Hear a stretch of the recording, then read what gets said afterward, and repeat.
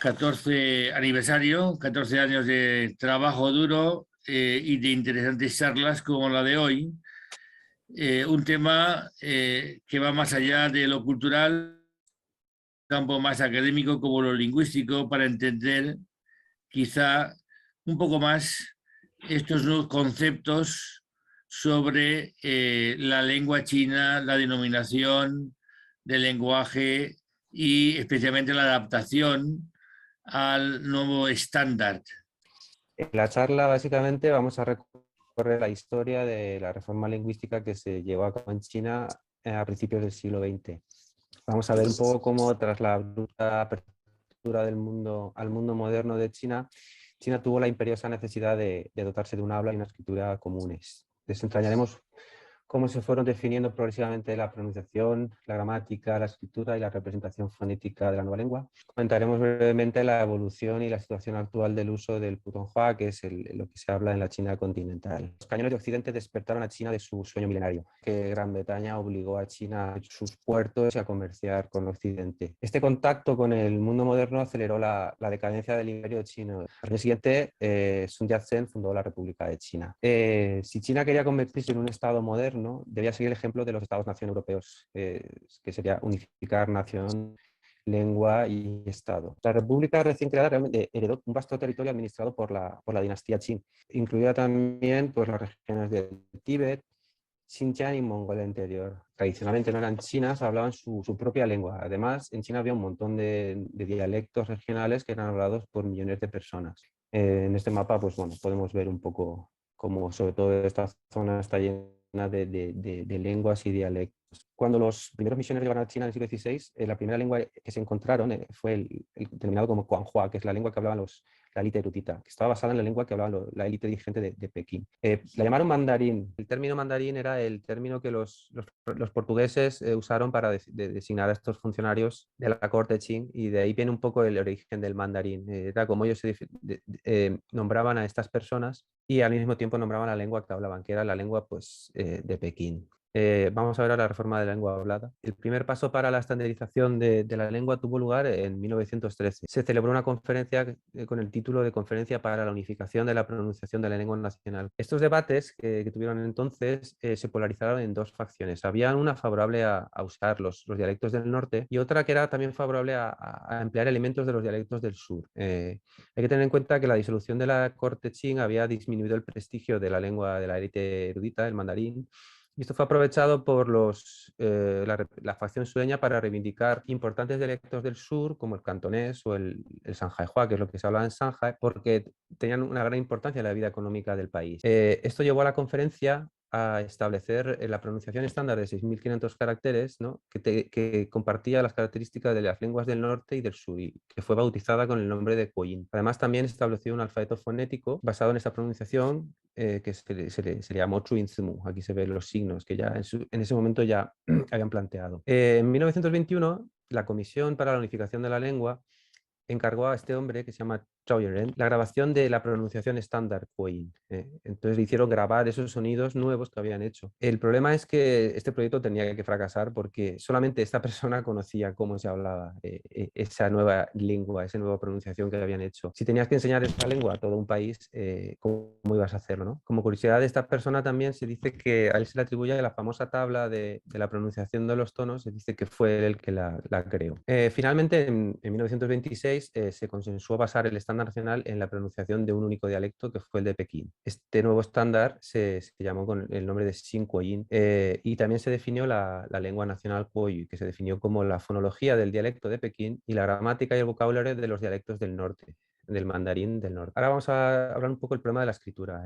Muchos académicos extranjeros creyeron erróneamente que China poseía un lenguaje común porque ellos veían los caracteres y creían que todo el mundo pues, compartía una lengua. Lo que realmente China tenía era una escritura común. El chino clásico, los caracteres tradicionales del chino clásico se llama Wen Wen y tiene su origen realmente hace mucho tiempo, hace 3.000 años en la dinastía Zhou. Entonces parece que ser que era la lengua que se hablaba, pero con el tiempo se convirtió en un lenguaje estático, puramente escrito, que era el estándar del ámbito erudito. O sea que el Wen Wen realmente nadie lo hablaba, estaba completamente divorciado del habla. y se utilizaba solo como un estándar escrito. Y voy a hablar un poco de la reforma de la escritura, realmente cuando empezó a impulsarse. Se empezó a impulsar durante el movimiento por la nueva cultura desencadenado el 4 de mayo de 1919. Este movimiento, entre otras cosas, reivindicó la transformación de la vieja sociedad feudal y la adopción de valores modernos. En su manifestación literaria, los jóvenes intelectuales que la apoyaban abogaron por abandonar la escritura clásica y sustituirla por la lengua vernacular o paihua, que era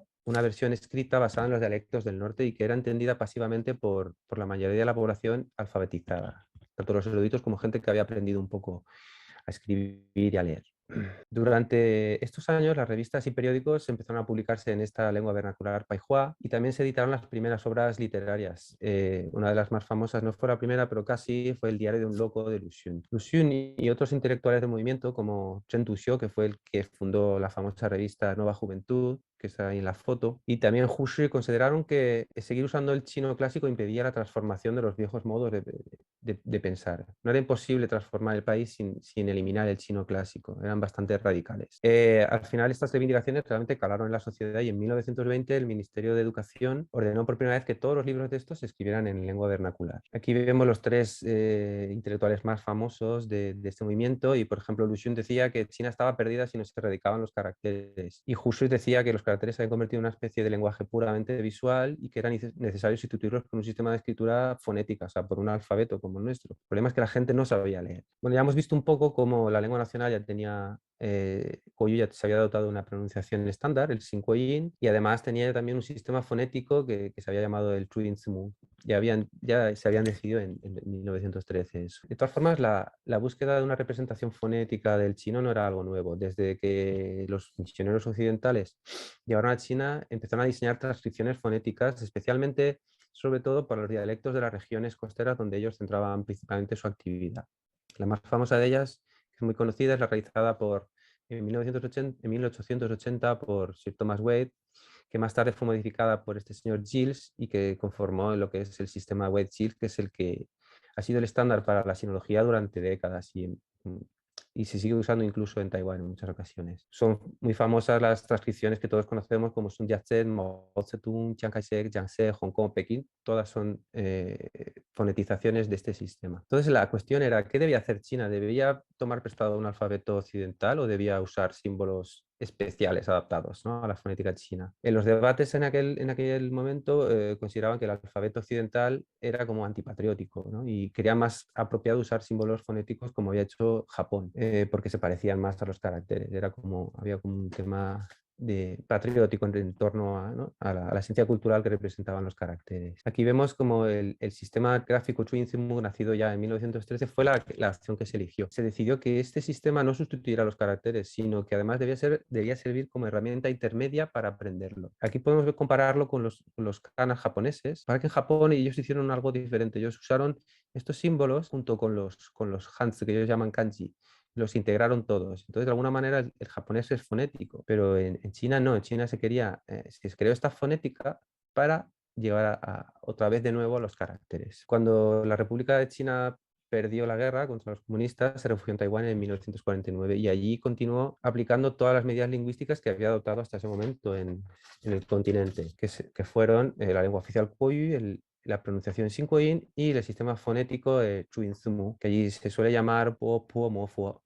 Aquí vemos que son estos símbolos, como los símbolos corresponden con las consonantes y aquí otros con las vocales y todos conforman los sonidos del chino. Y por curiosidad, y como curiosidad, he puesto aquí un teclado actual de Taiwán donde se ve cómo allí están los símbolos para escribir el chino. Ahora tenemos que preguntarnos cuál fue la política lingüística de la República Popular China a partir de 1949. Ya incluso antes de ganar la guerra, la base de Yan'an, el Partido Comunista puso en marcha un movimiento para alfabetizar al pueblo. Los reformadores del Partido Comunista coincidían con los intelectuales del movimiento del 4 de mayo en que el mantenimiento de los caracteres era un obstáculo para el progreso de la nación. O sea que antes de la victoria comunista, la idea del partido era adoptar el Koyu como estándar del habla y sustituir la escritura por un sistema alfabético.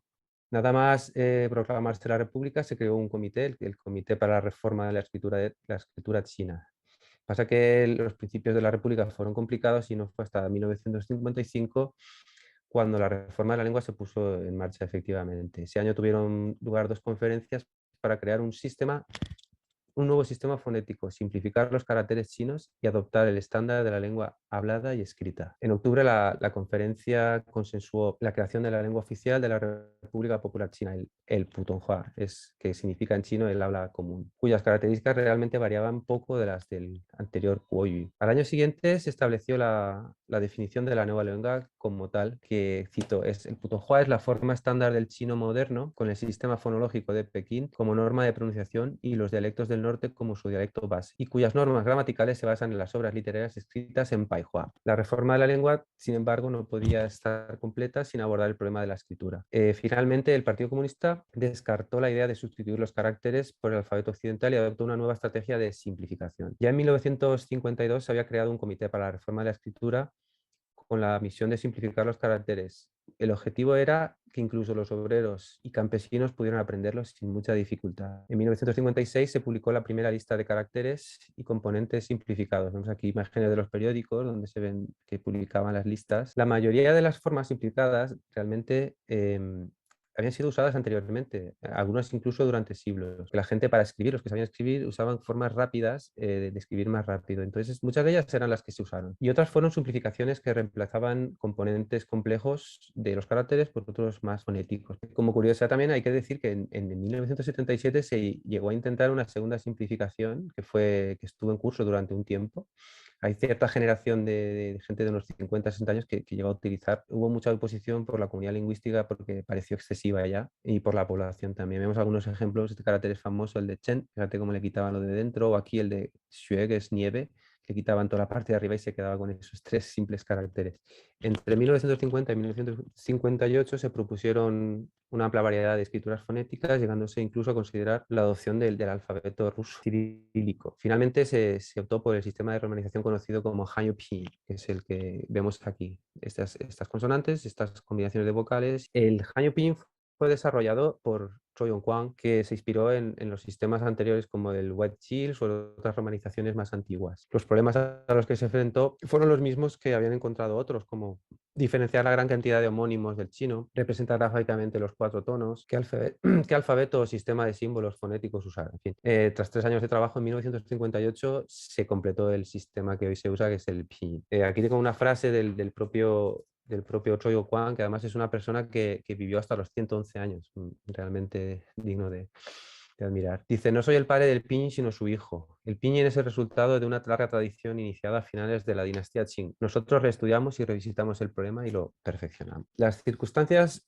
internas también políticas de China durante los años 50 y 60 tampoco permitieron llegar a impulsar integralmente el Putonghua después de su creación.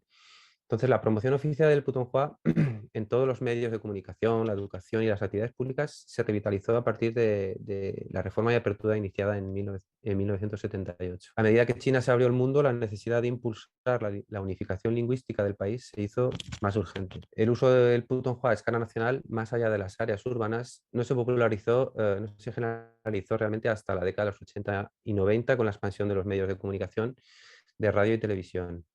Además, la reforma constitucional de 1982 incluyó el Putonghua en uno de sus artículos. Dice así, el Estado promueve el uso del Putonghua en todo el país. Además, para reforzar la difusión de la nueva lengua, en 1994 se creó el primer examen de competencia de uso del Putonghua, obligatorio para todos los profesores y locutores y presentadores de radio y televisión.